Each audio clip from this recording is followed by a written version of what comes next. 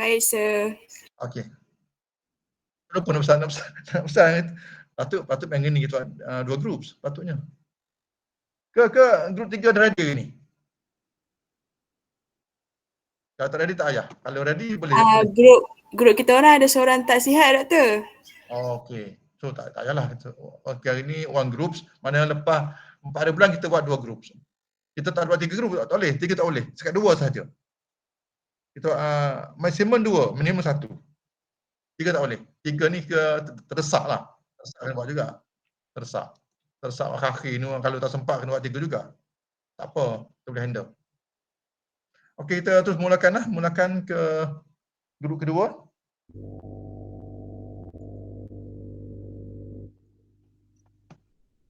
Boleh saya mulakan? Okey, boleh. Assalamualaikum dan selamat petang. Saya Hafiz bersama ahli kumpulan saya iaitu Farouk, Doi, Mir Fitri dan Siti Hajar dari kumpulan 2 membentangkan topik 2 iaitu Selecting Investment in a Global Market. Next.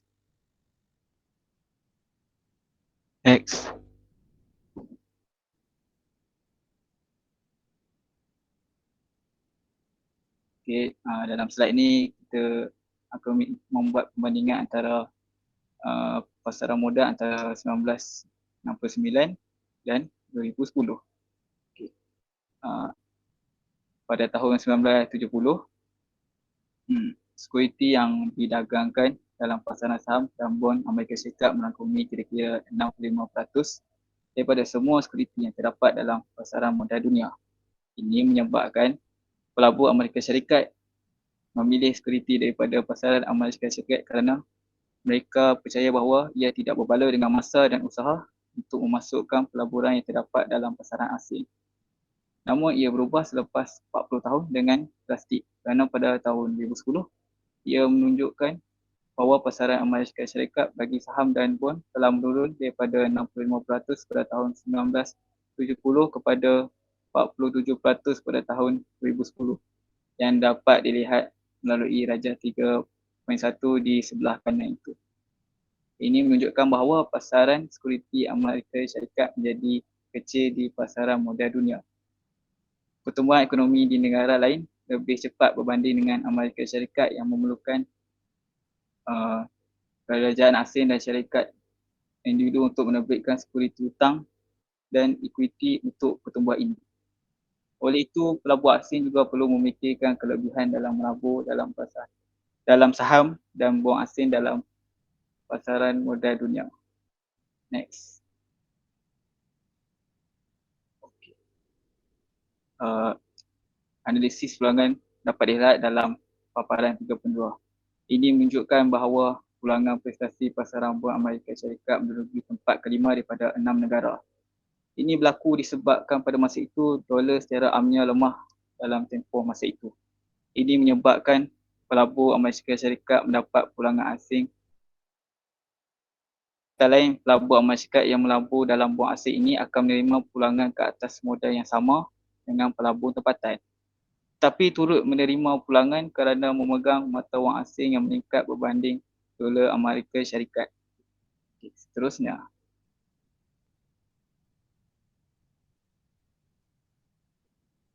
Okay, next. Next.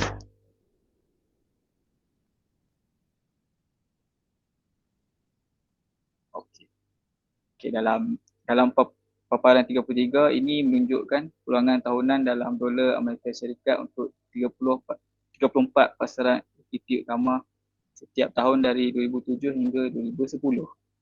Kedudukan purata Amerika Syarikat di atas pulangan dolar pada 2007-2010 ialah 17.5 daripada 34 negara. Didapati bahawa untuk pasaran ekuiti dan bond di seluruh dunia menunjukkan bahawa pelabur menghadkan diri mereka hanya dalam pelaburan Amerika Syarikat. Ini mungkin akan mengalami kadar pulangan di bawah kadar pulangan di banyak negara lain. Terusnya.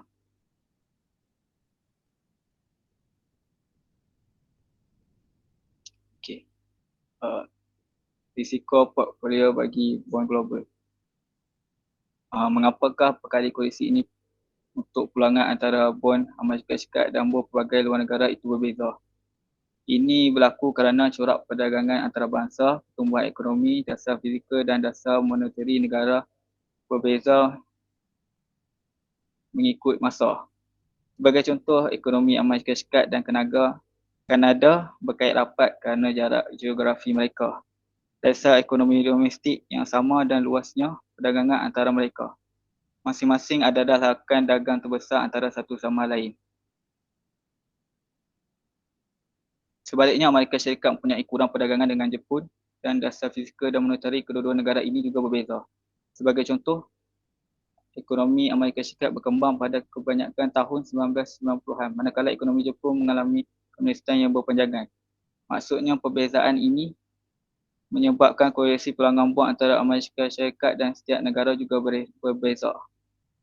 Perkaitan yang berbeza ini menjadikannya berbala untuk mempelbagaikan bond asing dan korelasi yang besar. Ini menunjukkan negara mana yang akan mengurangkan terbesarnya dalam risiko untuk pulangan portfolio bond bagi pelabur Amerika Syarikat. Terusnya, risiko portfolio bagi ekuiti global. Darjah 37 tapi di sebelah. Semasa anda meningkatkan bilangan sekuriti yang dipilih secara lawak dalam portfolio, setiap awak akan menurun disebabkan oleh faedah kepelbagaian dalam negara. Keluk yang mendata pada tahap risiko mencerminkan risiko pasaran asas untuk domestik. Keluk yang lebih rendah menggambarkan faedah kepelbagaian antarabangsa. Keluk ini menunjukkan bahawa dengan menambah sekuriti asing pada portfolio Amerika Syarikat adalah untuk mencipta portfolio global yang membolehkan pelabur akan menerima risiko keseluruhan yang lebih rendah. Kerana sekuriti bukan Amerika Syarikat tidak dikaitkan dengan ekonomi atau pasaran saham. Ini membolehkan pelabur dapat menghapuskan beberapa risiko dalam pasaran atas ekonomi Amerika Syarikat. Sebagai contoh, kesan inflasi dan kadar faedah dipengaruhi oleh pemboleh ubat ini ke atas semua sekuriti Amerika Syarikat.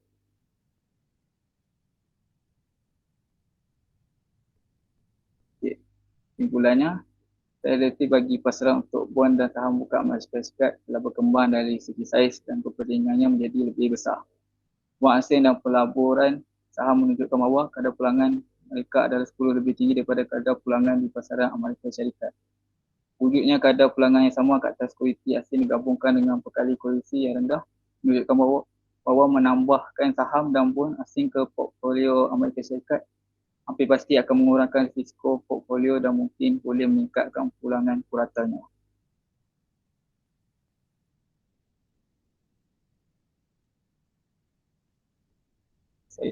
Saya serahkan kepada pepentas seterusnya. Okay, Assalamualaikum. Pelaburan pendapatan tetap ataupun fixed income investment ialah sejenis pelaburan yang membayar seorang itu sejumlah wang tetap pada selang masa yang tetap. So dia ibarat kita meminjamkan wang kita kepada syarikat atau kerajaan sebagai pertukaran untuk pembayaran faedah biasa. Terdapat pelbagai jenis pelaburan pendapatan tetap seperti bond, bil perbendaharaan dan sijil deposit. So setiap jenis pelaburan ini dia mempunyai TNC iaitu Terms and Conditions tersendiri, tapi semuanya berfungsi dengan cara yang sama. Contohnya kita melabur sejumlah wang dan pengeluar ataupun issuer membayar faedah ke atas wang itu pada selang masa yang tetap. Pelaburan pendapatan tetap mempunyai pulangan lebih rendah daripada jenis pelaburan yang lain seperti saham atau hartanah. Tapi ia juga dianggap kurang berisiko sebab kita tahu berapa banyak wang yang kita akan peroleh dan bila kita akan terima. So, ia adalah pilihan yang sesuai untuk mereka yang mencari pendapatan tetap dan bersedia untuk melepaskan keuntungan yang lebih besar untuk risiko yang lebih rendah. Next.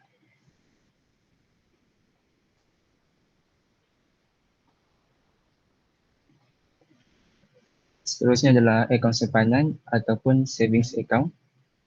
Savings account adalah sejenis akaun bank khas yang membolehkan seseorang meletakkan wangnya di tempat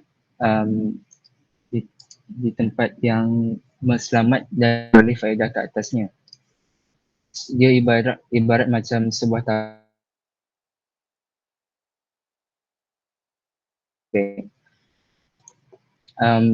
Kita juga perlu mendepositkan sedikit wang untuk bermula. Jadi bank akan membayar sedikit faedah ke atas wang yang kita deposit. So simpanan kita akan bertambah dari semasa ke semasa. Dan dia juga mempunyai had berapa kali seseorang itu boleh mengeluarkan wang dari akaun simpanan setiap bulan. Had yang ditetapkan dapat membantu kita mengekalkan simpanan kita di landasan yang betul dan mengelakkan kita daripada terlalu kerap mengeluarkan duit daripada akaun kita. Next.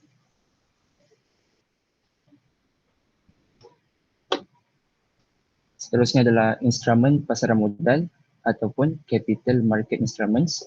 So instrumen pasaran modal ialah produk kewangan yang dibeli dan dijual di pasaran modal. Pasaran modal adalah tempat syarikat dan kerajaan mengumpul sejumlah besar wang dengan menjual sekuriti kepada pelabur.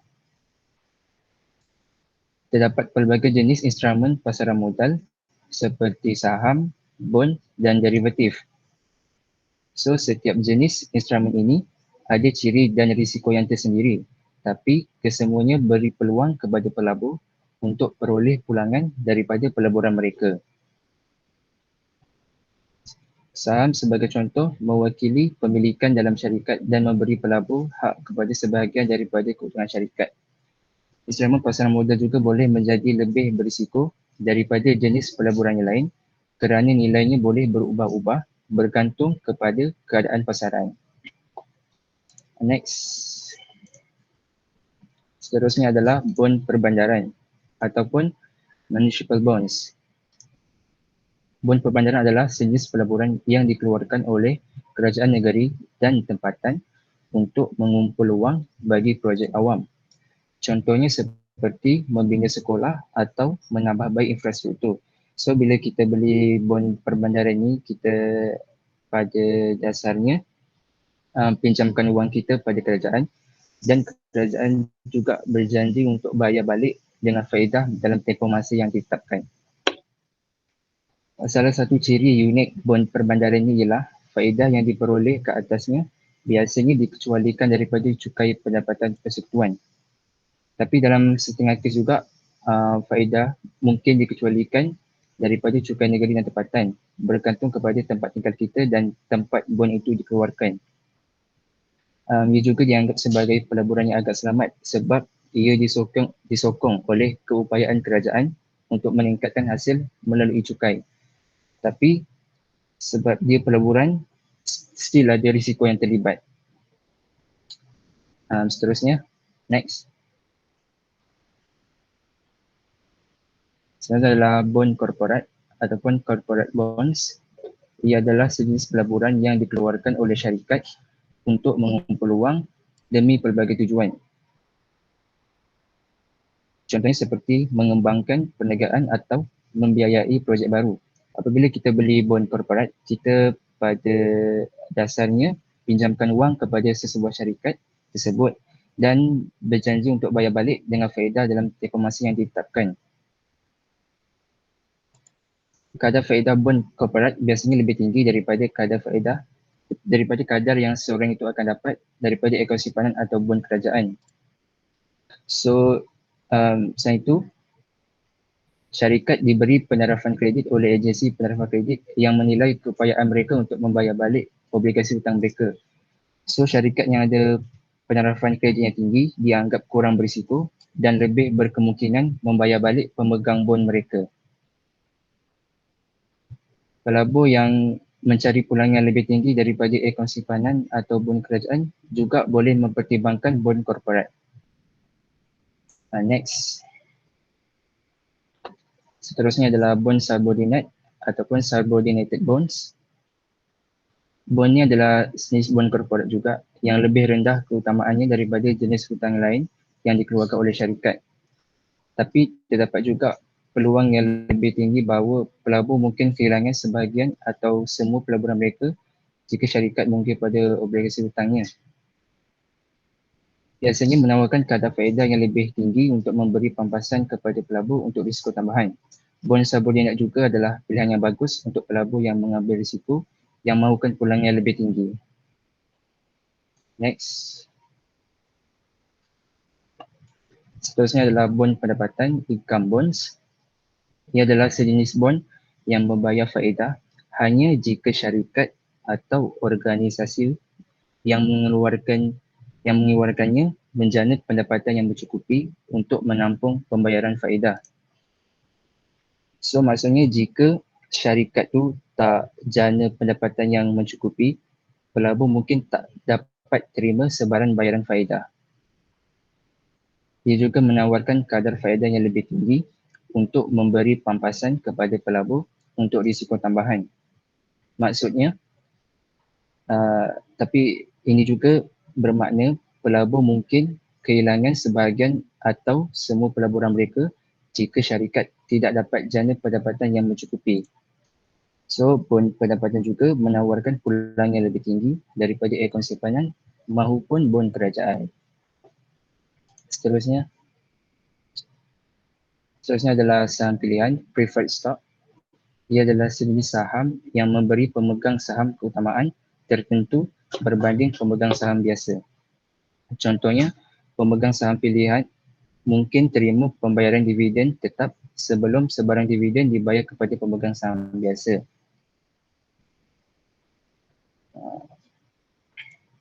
Saham pilihan biasanya tidak disertakan dengan hak mengundi. Maksudnya, pemegang saham pilihan tidak boleh mengundi perkara-perkara yang berkaitan syarikat, contohnya seperti untuk memilih ahli lembaga pengarah ataupun meluluskan pengambil alihan dan penggabungan syarikat. Okey, kebetulan bukan saham pilihan, saham keutamaan. Saham keutamaan. Bukan pilihan. Direct translate. Okey. Maafkan saya. So, bagi pelabur yang mencari pendapatan tetap, pembayaran dividen tetap saham keutamaan mungkin merupakan pilihan yang baik. Next.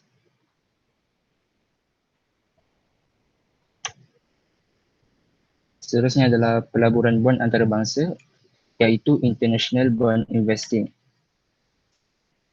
Pertama adalah Eurobond. Eurobond adalah sejenis bond yang didenominasikan dalam mata wang selain daripada mata wang negara di mana ia dikeluarkan. Contohnya seperti sebuah syarikat yang berpusat dekat Amerika Syarikat mengeluarkan Eurobond dalam denominasi Euro ataupun Pound British. So dia dikeluarkan di pasaran antarabangsa dan dibeli dan dijual oleh pelabur dari seluruh dunia.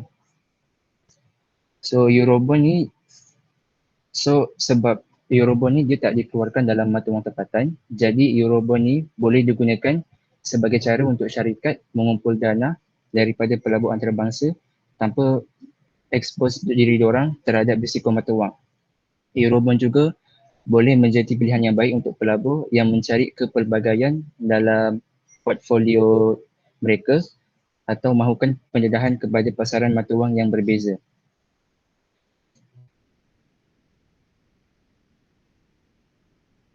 So, Eurobond yang didagangkan di luar negara tempat penerbit berpusat, tempat pengeluar tu berpusat. Next. Seterusnya adalah bond Yankee ataupun Yankee Bonds. Ia adalah jenis bond yang dikeluarkan oleh syarikat atau organisasi asing di Amerika Syarikat. Bond Yankee ini didenominasikan dalam dolar AS dan biasanya dijual kepada pelabur AS sendiri, pelabur Amerika Syarikat sendiri. Pilihan yang sesuai untuk syarikat atau organisasi antarabangsa yang ingin mengumpul dana di Amerika Syarikat tanpa kekangan peraturan dan undang-undang untuk menerbitkan bond di AS. Ia juga diterbitkan dengan tempoh matang yang lebih lama daripada bond Amerika Syarikat domestik yang boleh memberikan pelabur peluang untuk pulangan yang lebih tinggi. Tetapi dia juga datang dengan risiko kerana turun naik dalam kadar pertukaran antara dolar AS yang boleh menjejaskan nilai bond. Next. So, Last sekali adalah bond domestik antarabangsa, international domestic bond. Ia dijual oleh penerbit dalam negara ini sendiri. Contohnya ialah bond yang dijual oleh Nippon Steel di Jepun dalam denominasi yen. So pelabur Amerika Syarikat yang membeli bond sedemikian akan mendapat kepelbagaian maksimum tetapi juga menghadapi risiko mata wang daripada Jepun. Baiklah, saya serahkan kepada pembentang yang seterusnya.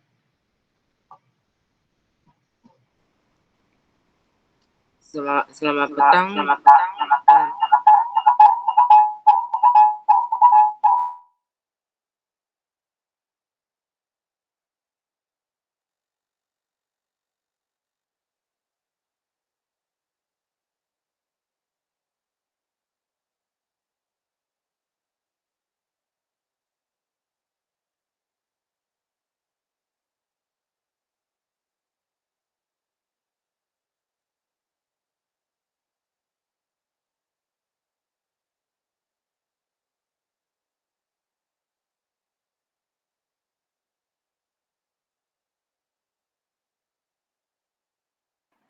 Halo. Okey, dengar.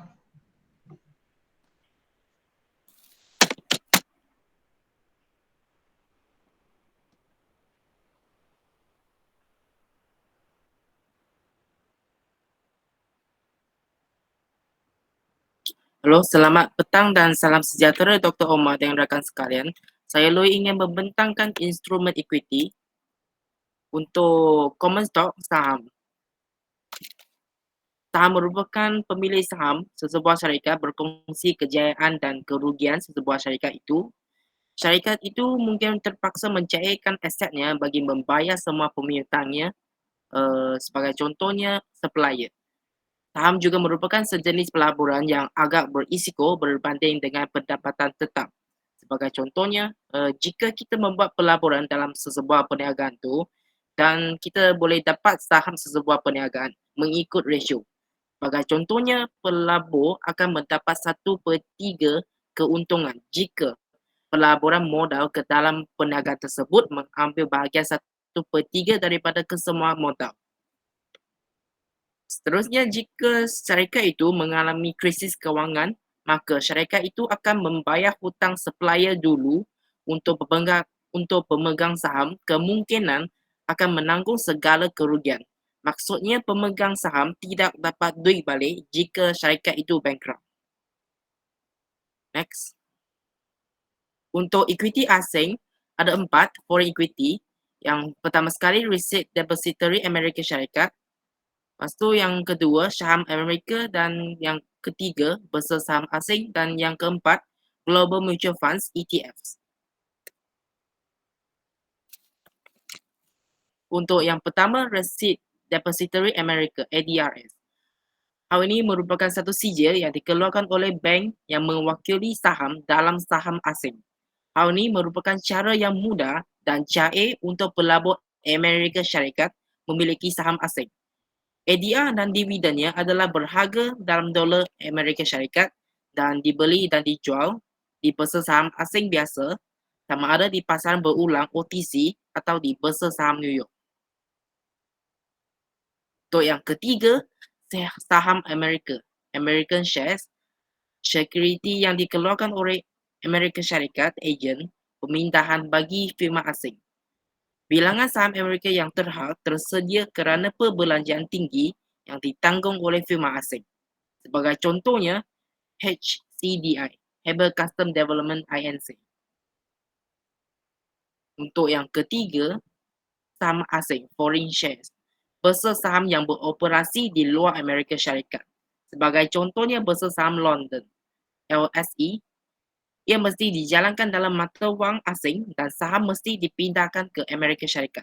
Sebagai contohnya, jika kita memperoleh saham syarikat kereta Perancis yang disenaraikan di bursa saham London, saham tersebut akan didominasi dalam pound dan pemindahan itu akan dijalankan secara pantas. Last sekali, dana dagangan bursa, Global Mutual Funds. Hal ini merupakan dana atau amanah jejakan terbuka yang disenaraikan atau didagangkan pada waktu sebenar dalam bursa saham. Yang dia punya advantage ialah kepelbagaian, kos rendah, mudah diniagakan dan ketelusan.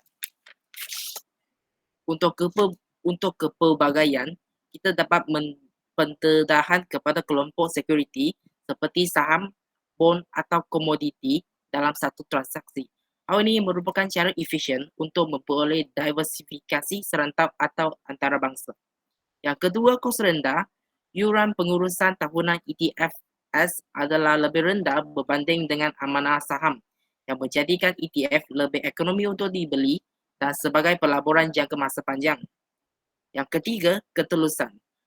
Pelabur akan mengetahui dengan tepat saham ataupun aset asas yang dipegang ETF dengan melawan laman web ETF yang disediakan oleh pengurusnya. Dana dagangan bursa boleh dijual atau dibeli secara berterusan di bursa seperti saham biasa. Okay. Presentation sekarang akan diteruskan oleh next presenter. Okey, seterusnya kita ke instrumen equity khas pilihan iaitu special equity instrument option. Sebagai tambahan kepada pelaburan saham biasa,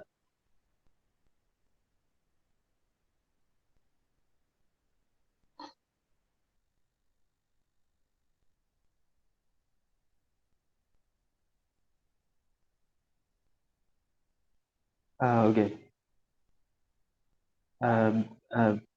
Sebagai tambahan kepada pelaburan saham biasa adalah mungkin untuk melabur dalam security derivative equity iaitu security yang mempunyai tuntutan ke atas saham biasa firma. Ini termasuk pilihan hak untuk membeli atau menjual saham biasa pada harga tertentu untuk tempoh yang ditetapkan.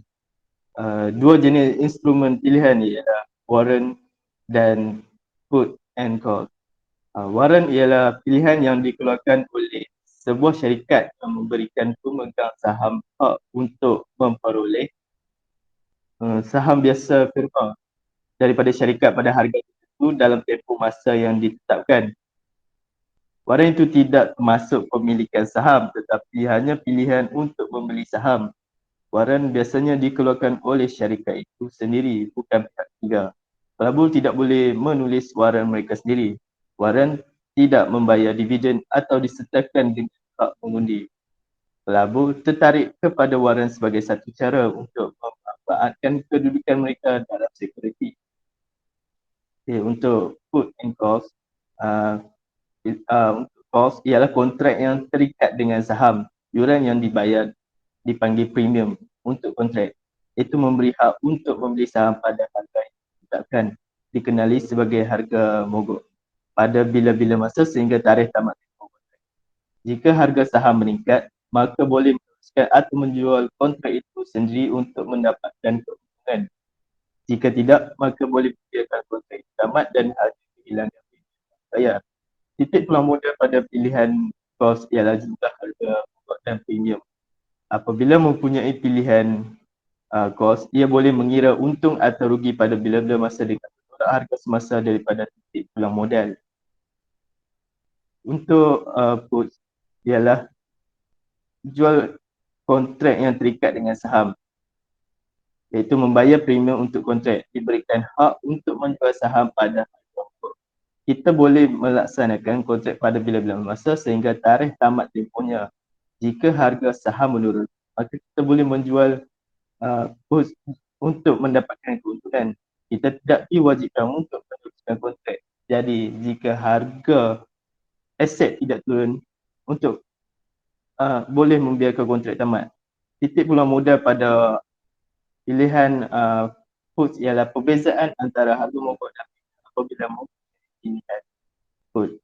Kita boleh mengira untung atau rugi pada bila-bila masa dengan menolak titik peluang modal daripada harga semasa. Okay, next. Seterusnya adalah kontrak masa hadapan ataupun future contract. Instrumen lain yang menyediakan alternatif kepada pembelian pelaburan kontrak masa depan. Perjanjian ini memperuntukkan pertukaran masa depan aset tertentu pada masa yang ditentukan tarikh penghantaran, biasanya dalam tempoh 9 bulan sebagai pertukaran untuk pembayaran tertentu pada masa penghantaran. Walaupun bayaran penuh tidak dibuat sehingga tarikh penghantaran, deposit margin dibuat untuk jual. Ini biasanya kira-kira 10% daripada nilai kontrak. Sebahagian besar dagangan di bursa komoditi adalah dalam kontrak niaga masa hadapan.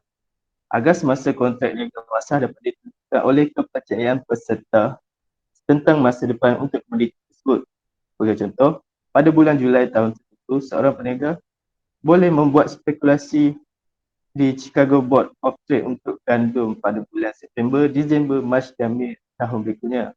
Jika pelabur menjangkakan harga komoditi akan meningkat, dia boleh membeli kontrak niaga hadapan pada salah satu daripada pertukaran komoditi untuk dijual kemudian. Jika pelabur menjangkakan harga akan jatuh, dia boleh menjual kontrak niaga hadapan di bursa dengan jangkaan membeli kontrak yang sama. Kemudian, apabila harga telah menolak untuk menampung jualan. Beberapa perbezaan wujud antara melabur dalam aset melalui kontrak niaga masa hadapan dan melabur dalam aset itu sendiri. Salah satunya ialah penggunaan deposit amanah yang kecil yang meningkatkan turun naik pulangan. Oleh kerana pelabur hanya meletakkan sebahagian kecil daripada jumlah nilai kontrak niaga masa hadapan iaitu 10 hingga 15%. Apabila harga komoditi berubah, perubahan dalam jumlah nilai kontrak naik atau turun adalah besar berbanding jumlah yang disebutkan. Satu lagi aspek unik ialah terma pelaburan. Walaupun saham boleh mempunyai tempoh matang yang tidak terhingga, kontrak niaga masa hadapan biasanya tamat tempoh kurang daripada setahun. Okay, next. Seterusnya adalah kewangan masa hadapan, itu financial future. Kewangan masa depan selain kontrak masa depan ke atas komoditi, terdapat juga pembangunan kontrak masa depan pada instrumen kewangan seperti treasury bills, bond dan eurobond. Sebagai contoh, adalah mungkin untuk membeli atau menjual kontrak masa hadapan yang menjanjikan penghantaran masa hadapan sebanyak $100,000 bond perbendaharaan pada harga dan hasil yang ditetapkan. Pertukaran utama untuk kewangan masa depan ialah Chicago Mercantile Exchange iaitu CME dan Chicago Board of Trade CBOT. Kontrak masa hadapan ini membenarkan pelabur, individu, pengurus portfolio bond dan pengurus kewangan korporat melindungi daripada kadar faedah yang tidak tentu. Mata wang masa hadapan tertentu menggunakan pelabur, individu atau pengurus portfolio membuat spekulasi atau melindungi daripada perubahan dalam kadar pertukaran mata wang. Lain sekali, terdapat kontrak niaga hadapan pada pelbagai siri pasaran saham seperti S&P iaitu Standard & Poor's 500, indeks garis nilai dan uratan Nikkei di bursa saham Tokyo. Okay, next. Seterusnya adalah syarikat pelaburan iaitu investment companies. Alternatif pelaburan yang diterangkan setakat ini ialah sekuriti individu yang boleh diperoleh pada entiti kerajaan. Syarikat atau individu lain walau bagaimanapun daripada membeli terus saham individu atau bond yang dikeluarkan oleh salah satu sumber ini, kita boleh memilih untuk memperoleh pelaburan ini secara tidak langsung dengan membeli saham dalam syarikat pelaburan yang memiliki portfolio saham individu, bond atau gabungan. Khususnya syarikat pelaburan menjual saham itu sendiri dan melaporkan dolar pelabur yang terkumpul dalam bond, saham atau instrumen pelaburan lain. Jenis utama syarikat pelaburan ialah dana bersama, dana tertutup dan dana besar. Dana bersama juga dirujuk sebagai dana terbuka. Dia merupakan security boleh tebus yang bermaksud bahawa dana bersedia untuk membeli atau menjual saham pada nilai aset bersihnya dengan beban atau tanpa beban transaksi. Dana akhir tertutup mengeluarkan bilangan saham tetap yang berdagang di bursa saham pada harga yang ditentukan pasaran. Pelabur dalam dana tertutup membeli atau menjual saham melalui broker sama seperti mana-mana syarikat dagangan awam. Dana dagangan bursa ETF syarikat pelaburan. Lazimnya dana bersama yang sahamnya didagangkan pada bursa saham pada harga yang ditentukan pasaran berbeza dengan dana terbuka yang berharga hanya sekali sehari pada penutup pasaran. Pelabur yang memperolehi saham dalam syarikat pelaburan ialah pemilik sebahagian daripada portfolio saham ataupun syarikat pelaburan itu. Dalam pembincangan berikut kita akan syarikat pelaburan mengikut jenis instrumen pelaburan yang kita peroleh. Next.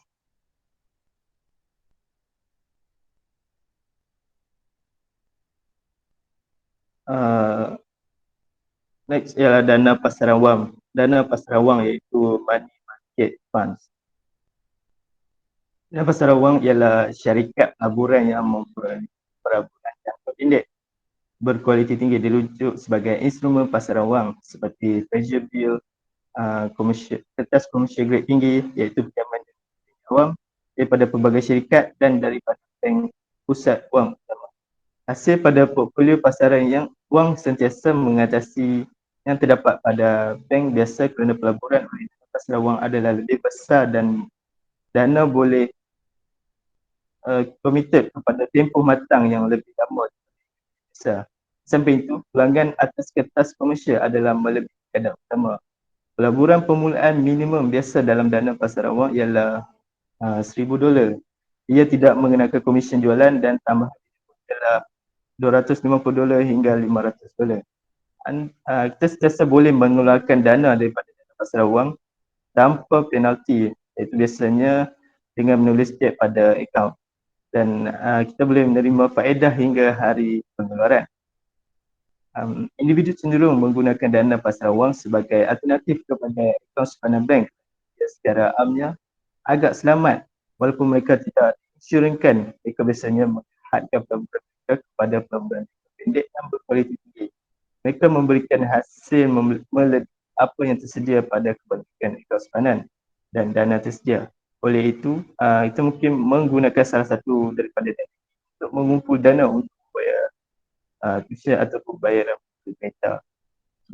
Seterusnya adalah dana bond, iaitu bond fund.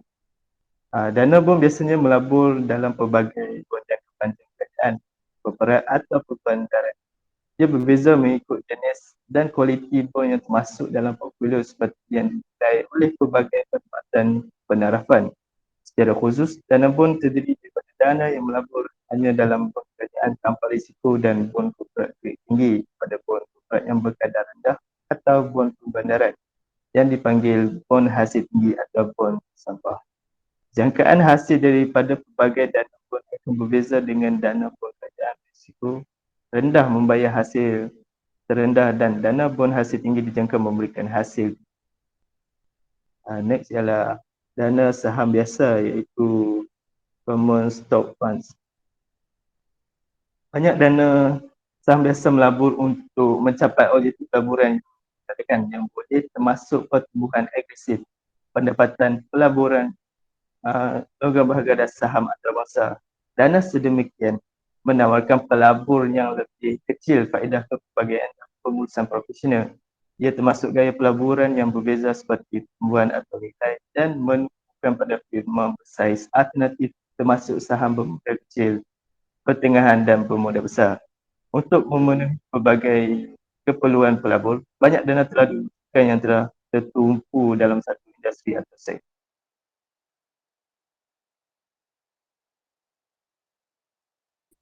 Dana ini dipelbagaikan dalam sektor atau industri tetapi adalah tidak dipelbagaikan melintasi jumlah pasaran. Pelabur yang mengambil bahagian dalam sektor atau industri dana menanggung lebih banyak risiko daripada pelabur dalam jumlah pasaran. Dana sektor akan cenderung turun naik lebih daripada dana pasaran agregat yang dipelbagaikan melintasi semua sektor. Next.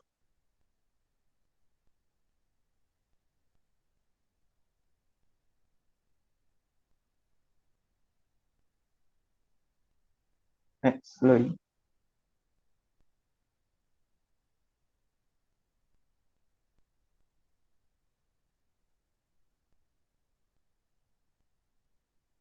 Seterusnya dana seimbang. Dana seimbang melabur dalam gabungan bond dan saham pelbagai jenis bergantung pada objektif yang diadakan. Seterusnya dana indeks. Dana indeks ialah dana bersama yang dicipta untuk atau menjejaki prestasi indeks pasaran seperti S&P 500 itu Standard & Poor's. Dana sedemikian menarik minat pelabur pasif yang hanya ingin pelanggan yang sama dengan beberapa indeks pasaran sama ada kerana kita tidak mahu mencuba menewaskan pasaran atau mereka percaya pada pasaran yang cekap dan tidak percaya yang melakukan yang lebih baik dari pasaran dalam jangka masa panjang. Okay, next adalah dana dagangan pertukaran iaitu ETF, Exchange Trade Funds. Masalah dengan dana bersama terbuka secara umum dan dana eksplosionnya adalah bahawa mereka hanya berharga setiap hari pada penutupan pasaran dan semua urus niaga berlaku pada harga tersebut. Akibatnya, jika kita menyedari perubahan yang berlaku untuk pasaran agregat dalam beberapa peristiwa ekonomi pada siang hari dan ingin membeli atau menjual kepada mengambil kesempatan daripada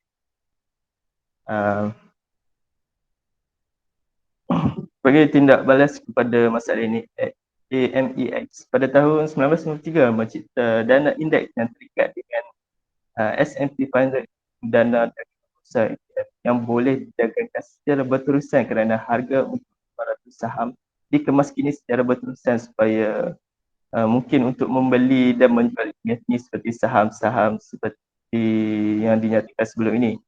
Seperti yang dibincangkan sebelum ini dalam bahagian beli security asing, ETF telah dicipta untuk pelbagai indeks asing dan domestik termasuk indeks Morgan Stanley Capital International SCI.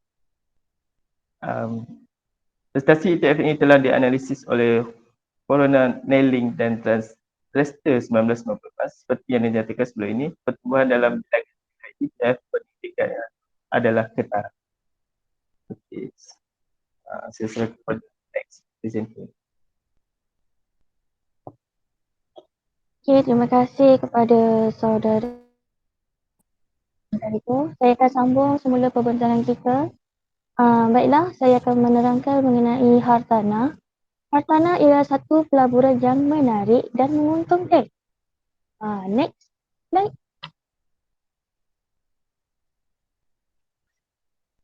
Next slide. Okey, yang pertama saya akan terangkan amanah pelaburan hartanah ataupun bahasa Inggerisnya kita panggil Real Estate Investment Trust. Okey, amanah pelaburan hartanah ini ialah satu pelaburan dana yang direka untuk melabur dalam pelbagai hartanah. Dia sama seperti stok ataupun bond. Cuma kalau stok atau bond tu kita laburkan duit kita kepada stok dan bond. Tapi kalau untuk hartanah ni, kita laburkan duit kita kepada hartanah. Okey, baiklah. Yang pertama ialah amanah pembinaan dan pembangunan. Bahasa Inggerisnya kita panggil Construction and Development Trust. Amanah pembinaan dan pembangunan ini kita meminjamkan dana yang diperlukan kepada pembina semasa pembinaan awal bangunan.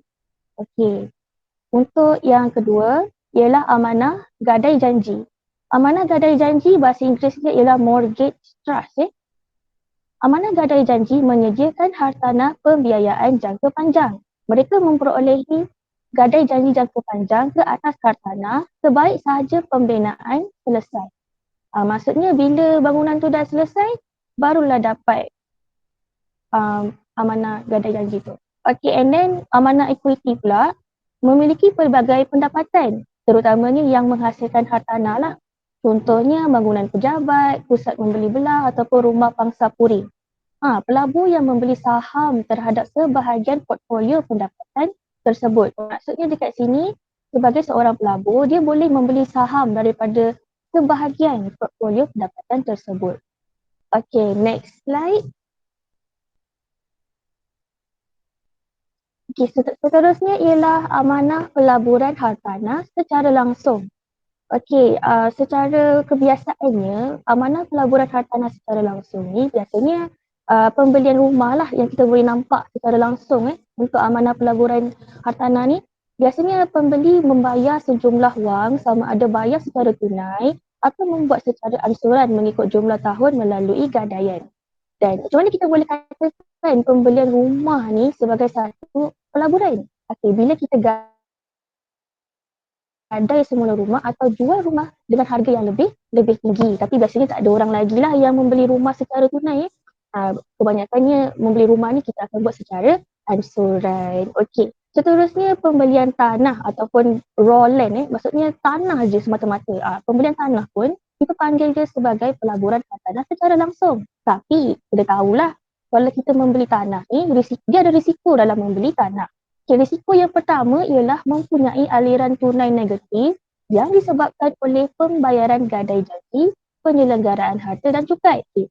Kita pun tahu harga tanah ni bukan harga yang biasa-biasa. Dia sangat luar biasa harga dia. Sebab itulah kita mempunyai aliran tunai yang negatif lah. Okay, yang kedua, kemungkinan kesukaran untuk jualnya pada harga yang tidak pasti. Bila kita beli tanah ni, kita pun tak tahu, tak pasti dan tak tetap harga tanah tu. Jadi itulah antara risiko-risikonya. Yang ketiga ialah mempunyai kecairan yang rendah berbanding kebanyakan saham dan bond. Kalau kita melabur dalam saham dan bond, kita macam tahu dan boleh predict ataupun expected the return kan. Tapi kalau kita beli tanah ni, dia mempunyai kecairan yang rendah lah. Yang terakhir risikonya ialah kalau kita nak beli tanah ni sebagai alternatif untuk kita tangani risiko tu, kita membeli dan menjual tanah mentah ialah kita membangunkan tanah tersebut. Maksudnya bila kita beli tanah tu, kita janganlah beli tanah semata-mata. Kita bangunkanlah bangunan ke ataupun apa-apa pelaburan yang okey ke atas tanah tersebut. Okay, next slide. Ni contoh kenapa tanah tu penting. Buka mic dulu. Buka mic.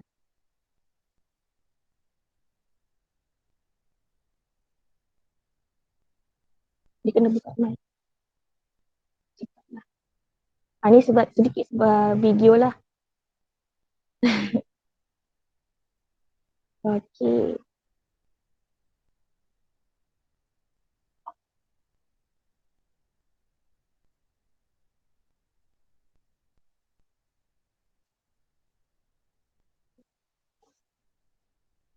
Okay.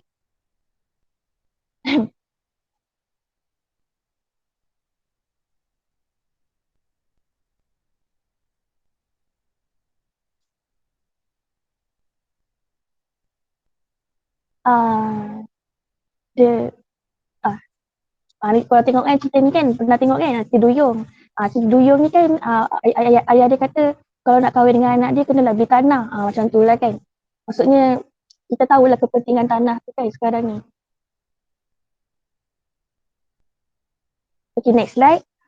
Pembangunan tanah. Okay, macam yang saya katakan tadi, kalau kita beli tanah semata-mata tu banyaklah risiko dia. Jadi kita boleh melakukan pembangunan ke atas tanah. Macam mana kita nak bangunkan tanah? Membangunkan tanah contohnya kita melakukan pembelian tanah dan membahagikannya kepada individu lot dan membina rumah di atasnya. Bila kita buat rumah, maksudnya dia punya tahap return balik tu tinggilah. Mungkin ada akan orang yang akan beli rumah dengan kita lah, maksudnya macam tu. Tak adalah tanah semata-mata kan. Okay, next slide. Okey, seterusnya ialah hartanah sewa. Okey, hartanah sewa ni pelabur membeli bangunan pangsa puri ataupun kondominium ataupun rumah dengan wang pendahuluan yang rendah dengan niat untuk mendapatkan pendapatan yang mencukupi daripada sewa untuk membayar perbelanjaan struktur termasuk bayaran gadaian. Yang ni biasa kita dengar lah, betul tak? Kebanyakan ada pelabur-pelabur ni dia beli rumah, bukan dia nak duduk kat situ. Dia beli rumah dan dia sewakan rumah itu kepada penyewa-penyewa yang diperlukan. Sambil-sambil dia sewakan rumah tu kat orang, dia bolehlah dapatkan keuntungan dan sekaligus dalam masa jangka panjang ada orang yang tolong bayarkan rumah tu untuk dia dan in the end rumah tu akan jadi milik dia lah. Ini pun sebagai satu pelaburan. Okay. Next one. Okay, seterusnya ialah pelaburan kecairan rendah. Apa itu pelaburan kecairan rendah? Pelaburan kecairan rendah ni, dia tidak mudah ditukarkan kepada wang. Dia tak senang nak tukar kepada duit ni. Institusi keuangan tidak menyimpan pelaburan ni. Biasanya, bank-bank ke apa ke, institusi keuangan yang lain dia takkan berani untuk menyimpan pelaburan jenis macam inilah. And then, kebiasaannya pelaburan kecairan rendah ni, jual beli dilakukan secara legong. Menyebabkan perubahan harga berubah dengan ketara dan kos transaksi juga adalah sangat tinggi. Okay, kita tengok apa contoh-contoh pelaburan kecairan rendah. Next slide. Okay, pelaburan kecairan rendah yang pertama contohnya ialah pembelian barang-barang antik. Okay, pembelian barang-barang antik ni pulangan terbesar daripada barang antik diperoleh oleh peniaga yang memperolehnya di jualan harta tanah atau lelongan untuk membaik pulih dan menjual pada keuntungan. Okay, maksudnya kat sini apa tu kawan? Biasanya pelabur ni dia beli barang antik tu and then dia repair sikit and dia macam betul-betulkan sikit tu semua kos untuk betul-betulkan barang antik tu and then dia jual balik dengan harga yang sepatutnya untuk keuntungan lah. Jika kita mengukur nilai barangan antik berdasarkan harga yang ditetapkan pada lelongan awam yang besar, nampaknya ramai pengumpul yang serius menikmati keadaan pulangan yang besar. Maksudnya kalau kita menjalankan sesi lelongan barang antik dekat awam ni, kemungkinan pulangan yang besar tu adalah sangat tinggi lah. Lepas tu untuk pembelian barang antik ni, kos urus niaga yang tinggi dan ketat cairan barangan antik boleh menghakis sebarang keuntungan yang mungkin dijangka diperoleh oleh individu apabila menjual barang-barang ini. Dia tak mudah lah untuk kita jual balik barang antik ni sebab tak ramai orang yang minat barang antik, betul tak? Dia ada beberapa orang sahaja yang tahu nilai barang antik tu je yang akan minat nak beli lah. Okey, seterusnya. Okey, contoh kedua untuk pelaburan ketat cairan ialah pembelian lukisan. Percaya atau tidak, lukisan pun kita boleh jadikan sebagai satu pelaburan ni. Ada beberapa lukisan yang meningkat nilainya dan akan menghasilkan pulangan yang besar terhadap tuan pemilik tersebut. Seperti yang anda lihat di skrin, ini adalah contoh lukisan-lukisan yang bernilai jutaan dolar ringgit. Iaitu daripada pelukis terkenal yang bernama Van Gogh. Ini ada contoh lukisan ni. Dia ada lukisan sunflower dan lukisan iris yang bernilai 36 juta dolar. Hanya lukisan je kita boleh jual dengan nilai jutaan ringgit. Menarik kan?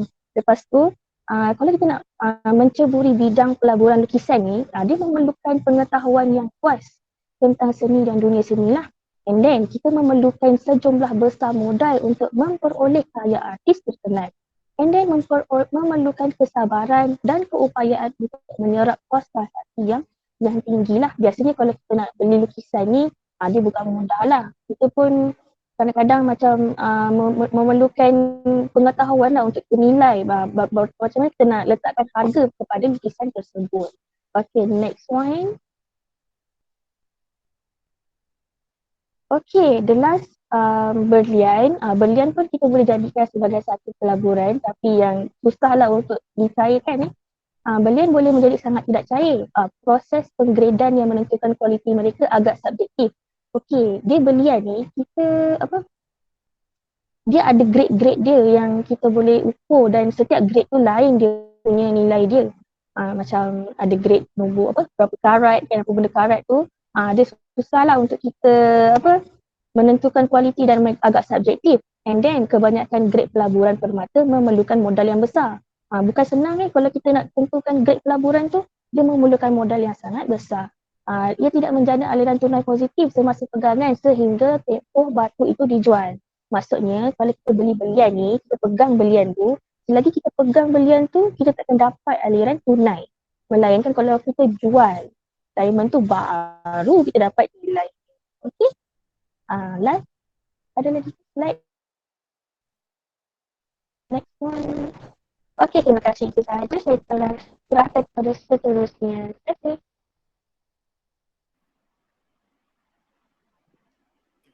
Saya akan sambung presentation.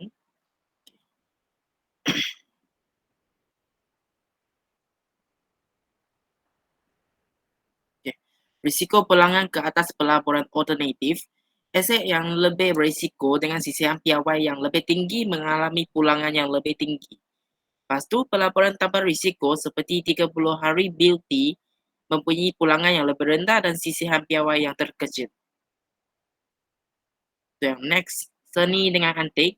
Pasaran berpecah belah dan kita mempunyai sebarang sistem pelaporan transaksi rasmi. Untuk seni dan antik, maklumat mengenai perubahan nilai telah dibangunkan oleh SETB, sebuah firma lelongan seni utama. Kolerasi antara kategori seni alternatif dan antik berbeza dengan ketara dari atas 0.90 hingga kolerasi negatif. Korelasi seni atau antik antara bond dengan saham bernilai negatif dan nilai positif kecil secara masing-masing. Hal ini merupakan lindung nilai inflasi yang baik kerana ia mempunyai korelasi secara positif dengan inflasi. Sebagai contohnya, kalau inflasi rate meningkat, maka harga seni dan antik juga akan meningkat. Untuk hartanah, pulangan ke atas hartanah adalah sukar untuk memperoleh. Hal ini disebabkan bilangan transaksi yang terhad. Yang kedua, kekurangan sumber data nasional untuk transaksi yang membolehkan pengiraan kadar yang lebih tepat. CREF mempunyai pulangan yang lebih rendah dan kadar perubahan yang rendah. Manakala indeks REIT mempunyai pulangan dan risiko yang lebih tinggi. Pulangan ke atas hartanah adalah sama atau sedikit lebih rendah daripada saham biasa, tetapi hartanah mempunyai hasil risiko dan kepelbagaian yang menggalakkan. Hal ini juga merupakan lindung nilai inflasi yang baik kerana ia mempunyai korelasi secara positif dengan inflasi. Sekian, terima kasih.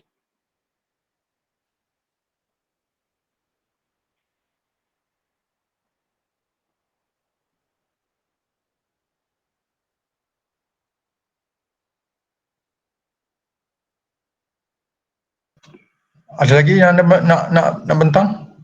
Nak sambung? Habis. Okay, 1 hour. Enough, 1 hour. Okay, so saya buka kepada lain-lain members untuk bertanya atau nak tambah ke?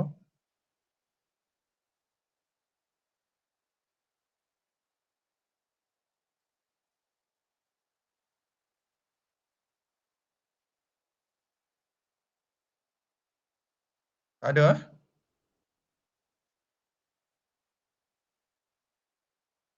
Okay. Ya. Kalau tak ada soalan, kita orang bagi soalan. Okay, bagus.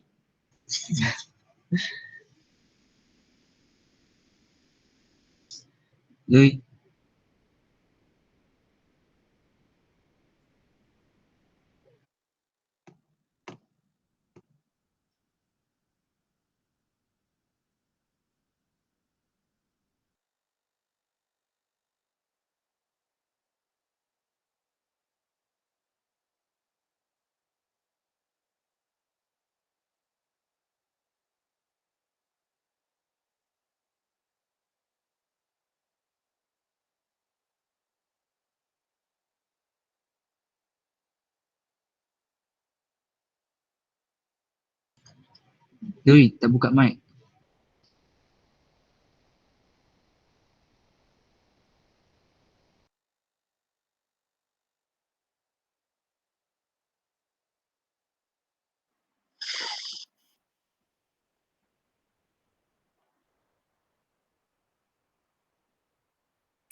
Untuk soalan 1, mengapakah korelasi antara pelbagai pelaburan bernilai negatif atau positif kecil digalakkan?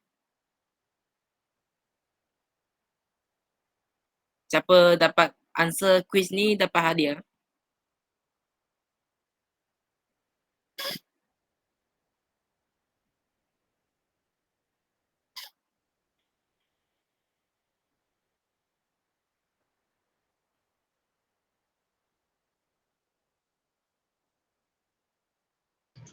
Kalau salah pun tak apa.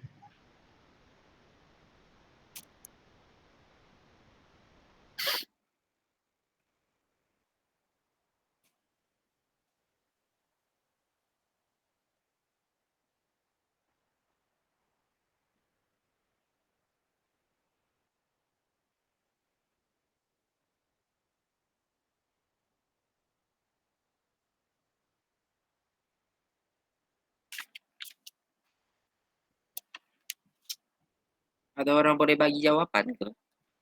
Boleh terus type dekat chat.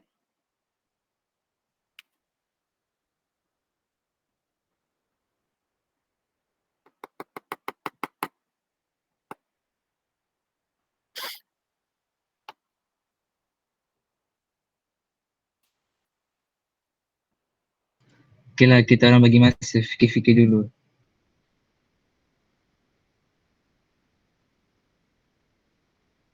Saya proceed ke soalan 2 ya.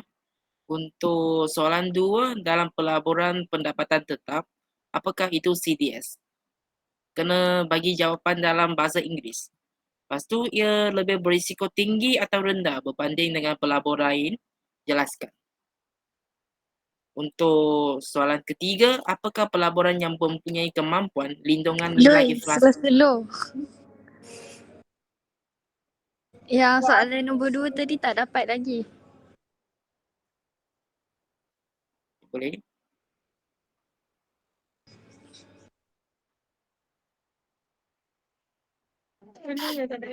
Assalamualaikum. Saya jawab soalan nombor 2 boleh? Boleh, boleh. Boleh. Apa makna CDS ialah sistem depositary pusat? Tak dengar. Cuba you type dalam chat.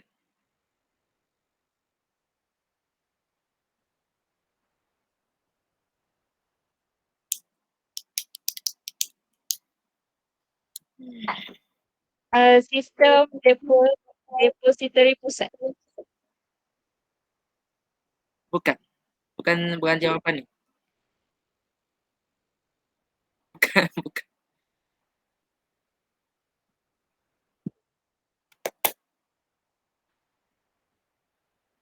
Muhammad Syami nak jawab soalan. Okey, boleh silakan.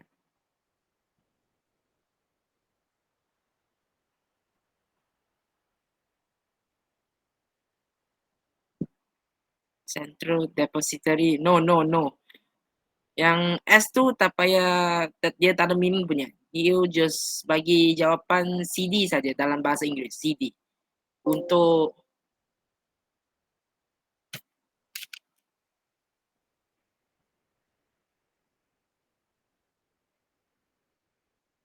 ya, certificate deposit.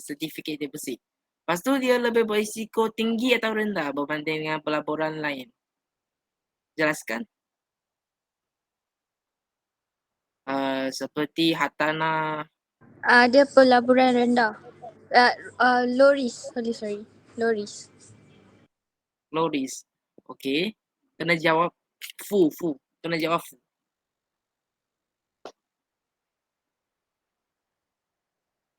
Rendah risiko, pelanggaran rendah.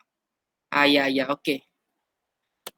So, untuk soalan ketiga, apakah pelaburan yang mempunyai kemampuan lindungan nilai inflasi?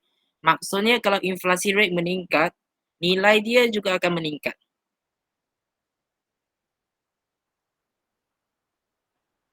Ada dua.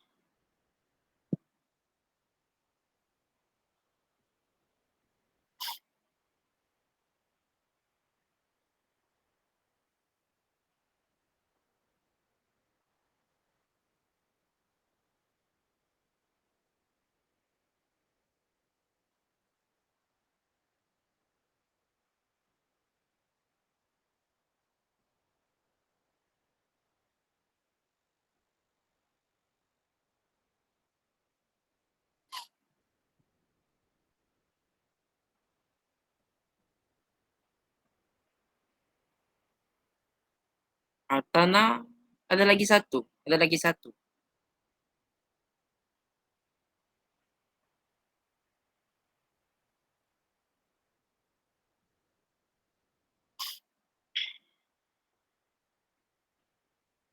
Bukan portfolio.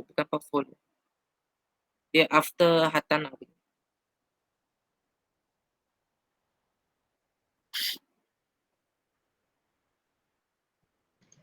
Yang City present tadi tu.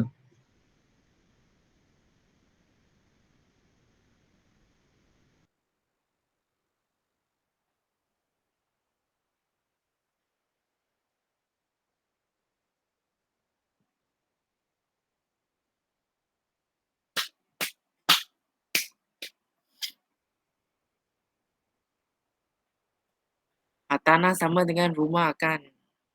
Bukan. Hartanah ada lagi satu jawapan.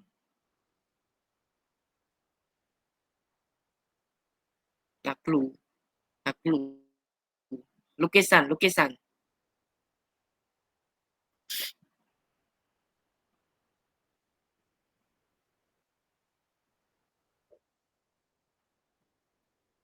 Yang soalan satu tadi? Soalan satu tadi, soalan satu tadi, kolerasi antara pelbagai pelaburan bernilai negatif atau positif kecil digalakkan. Mengapa? Why?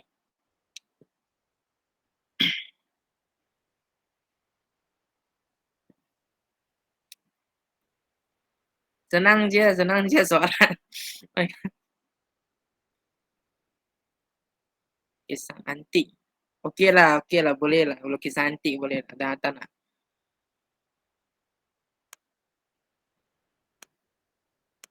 Okey, untuk tinggal soalan satu. Soalan satu, Untuk soalan satu ni untuk kurangkan risiko ke?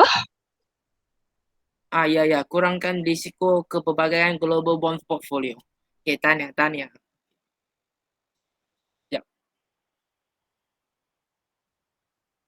Ya, betul.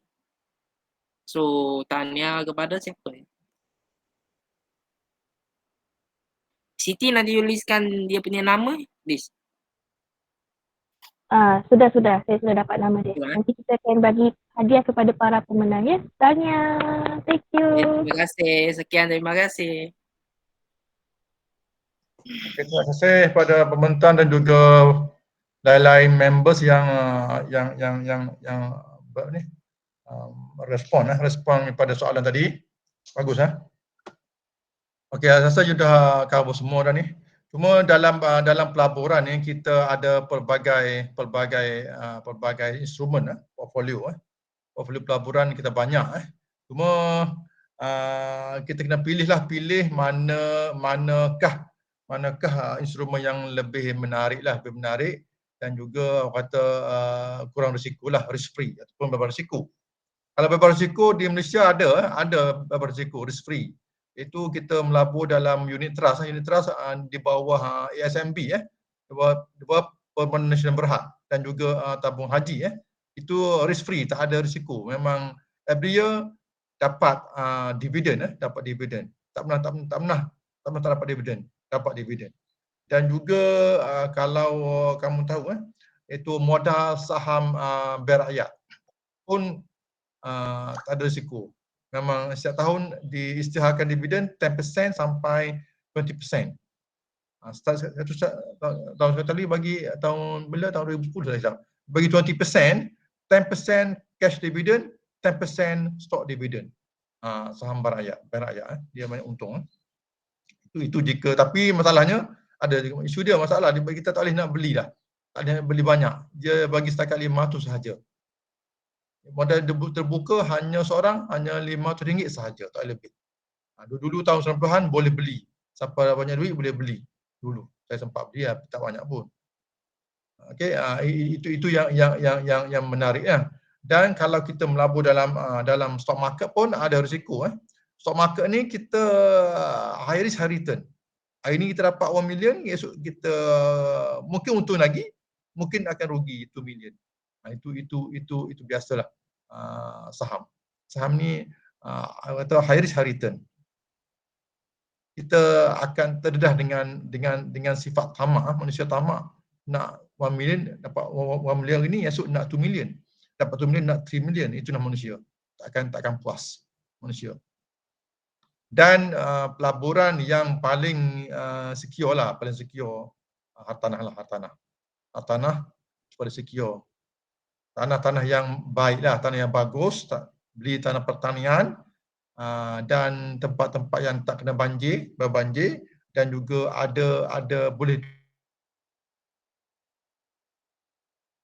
buat lot industri dan juga lot banglo macam yang dibuat oleh Gatri Gatri daripada Shah Alam ke Sungai Buloh tu, itu tanah dia Gatri dia buat Gatri highway untuk menaikkan nilai tanah dia. Dan tanah dia bernilai berjuta, berbilion. Rumah dekat Dina Alam, Setiap Alam semua juta semua. Itu tanah dia, tanah yang mahal. Dia tak asal tanah pertanian, tapi dia buat highway diubah syarat kepada tanah lot industri dan juga lot rumah lah. Itu yang paling bagus lah. Dan juga boleh juga melabur di emas Emas pun stabil. Tapi emas pula ada kos dia. Kos storage. Kita beli 1 kilo emas tak lama lah. Tak lama. So bila beli emas kita kena ada simpan. Simpan dia kena simpan kat bank lah, atau mana-mana yang menyediakan perkhidmatan simpanan simpanan aset yang bernilai lah. Wang ke bank lah. Tapi kalau emas kena simpan dekat bank ataupun dekat mana-mana syarikat yang menyediakan kemudahan penyimpanan. Tapi bukan simpan kosong lah. Simpan mesti berbayar. Ada charge untuk dibayar. Kena bayar. Itu masalah dia. Kalau tanah tak ada kos. Tanah ni dia beli tanah dia ada cukai saja. Cukai tanah sahaja, itu saja. Tanah makin meningkat. Yang paling untung beli tanah 10 hektar ke, atau kalau kita beli 1 hektar, kita beli pecah 6. Pecah 6 mana 1 hektar lebih kurang satu lot lebih kurang 6,000 kaki persegi. 6,000 persegi kita boleh jual dengan harga, tengok harga lah, tengok tempat. 60,000 sampai 100,000 sampai 200,000. Saya ada tanah dekat Ceras. Saya beli dulu 50,000 saja tahun 2013. Sekarang 600,000. Luas dia 6,000 dan 3-4 kaki persegi. Lot banglo. Itu harga luar jangka lah. Kita beli tanah tu yang sebelum kerajaan mengisytiharkan pembinaan MRT daripada Sungai Buloh ke Kajang, saya beli. Masa tu belum lagi isytihar pembinaan MRT. Sekarang dah MRT dah jalan. Dah setakat 1 MRT, 2 MRT jalan. MRT Sungai Buloh Kajang dan MRT Sungai Buloh ke Berjaya. Okay, itulah kelebihan dia. Bila dekat dengan stesen MRT, harga tinggi. Harga tinggi ya. Itu ke rezeki lah, rezeki yang tak dijangka-jangka. Sekarang saya syorkan lah kalau ada wang lebih lah kat kampung ke, kalau ada nak jual tanah, beli tanah. Tapi yang pastikan tanah tu tanah yang tak kena banjir lah. Tak kena banjir tak boleh. Kena banjir harga naik juga, tapi naik yang tak tertinggi lah. Kalau tanah yang tak kena banjir memang tinggi. Okay, yang berbanjir. Dan juga dekat dengan kawasan-kawasan industri, dekat dengan kawasan perumahan, dekat kawasan perkilangan memang mahal lah. Okay.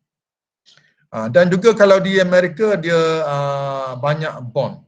Di Malaysia pun ada bond dia, tapi bond khas untuk amount yang besar, bukan kecil, amount besar. Tapi bond ni dari Islamiknya dia riba dia dah tetapkan. Bond tetapkan berapa kupon rate dia, berapa 10%, 12%. Tapi dalam Islam dia ada suku. Suku ni dia panggil bond juga, tapi bond dalam bentuk Islamik. Dia ada akad dan juga dia mungkin faedah dia tu dia terbuka lah, mungkin dia bagi range. Mungkin 10% ataupun 8% sampai 5%. Tapi tak dinyatakan berapa kupon rate dia. Itu suku Kalau bond dia tetap. Okay, itu suku dia tetap ni haram lah, haram untuk Islam lah. Okey, saya rasa dah cukup rasa ni. 3 lebih lah, 3.17. Isu depan tak ada. Saya tengah travel pergi ke Johor. Lepas tu mungkin 2 minggu tak ada lah. 2 minggu tak ada. Minggu depan dan minggu raya tu tak ada juga rasanya. Lepas raya baru kita ada kelas. Macam mana kan dalam WhatsApp group kita ada kelas itu online. Okay, so thank you. Selamat berbuka pada yang buka pukul 7 lebih pada yang Islam.